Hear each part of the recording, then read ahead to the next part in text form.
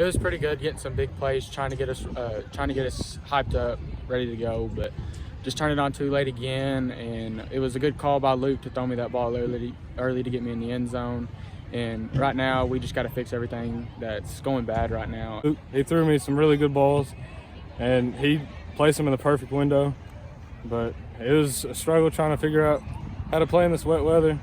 I had a couple balls I should have caught, a couple routes I should have made, but we'll fix it in playoffs. Defense, I mean, we have things to work on, but we're holding our ground for the most part. I mean, we obviously have things to work on just like every other team, and we just got to keep working and get ready for playoffs. That's all that matters now. A lot of mishaps. It was a good job their coaching staff drew up that trick play coming out of the second half where they threw the ball, the double pass, basically hit big on us, and that's my fault, not our guys.